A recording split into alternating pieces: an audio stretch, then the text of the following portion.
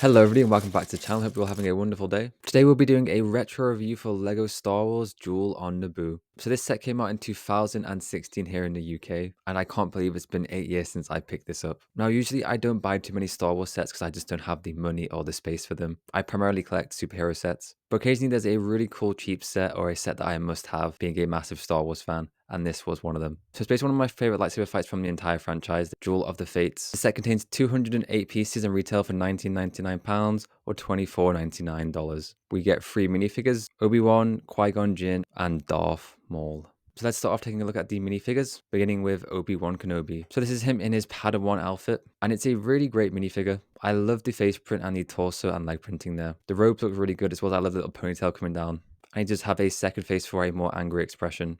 And of course, he comes with his blue lightsaber. And he uses the original hairpiece which the original characters used all the way back in 1999. But one day I would actually love to see like an actual braided hairpiece, which they could use for this Obi-Wan as well as Anakin in episode 2. So that would be kind of cool. But yeah, overall a really great minifigure, and really cool to have in my small collection of Star Wars characters. Up next we get Qui-Gon Jinn, who has a really great face print. It looks a lot like Liam Neeson. The torso and leg printing also look really nice, and he has a really great hairpiece. And he does have a second face which is kind of sad. It's the expression he makes when he gets stabbed by Darth Maul, which is pretty messed up to include in a Lego set, but I kind of love it. You can recreate your childhood trauma of watching Qui-Gon Jinn die. So another really great minifigure, and it does include a unique head for this. And finally we get Darth Maul, who has an amazing face print. It's really detailed and really creepy. It's probably one of LEGO's creepiest head prints. And as well, the torso and leg printing also look pretty good. And of course, he comes with a double-sided lightsaber and his horns on his head. So overall, a really great minifigure and really creepy looking. And definitely one of my favorite Darth Mauls they've done. I do miss the pupils in the eyes, which they've taken out in the newer ones. So overall, 3 really great minifigures. I believe the Obi-Wan and Qui-Gon are exclusive to this set, but they all look really good and really detailed. And moving on to the set itself, I believe it's a Naboo plasma refinery. And honestly, I think it's a really fun build. It is pretty small and cramped, but for only £20, I think it captures enough of the scene and is a decent little build. And when you compare it with some of the new Star Wars Duel sets, which are basically just grey base plates, it's a lot more interesting and also a lot better price. So spinning it around, there isn't much to it. In the middle there, we do get some of the ray shields, which Obi-Wan and Qui-Gon get stuck in before they face Darth Maul. And we do get the hold there, which Darth Maul falls down. So it's a solid small build. So for play features, we can actually open the shields.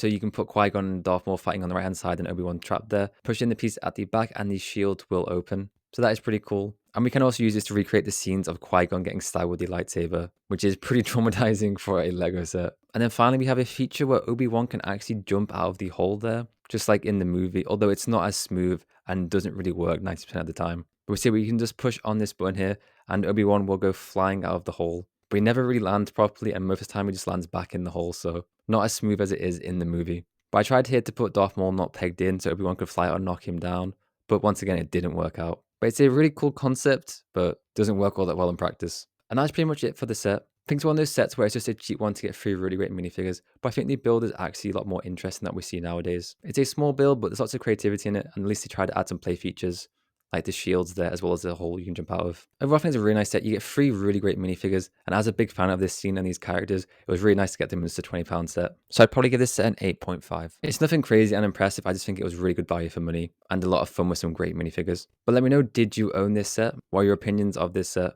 But as always, I hope you enjoyed the video. Please remember to leave a like, comment, and subscribe. I hope you all have a good week. I'll catch you next time. Bye-bye.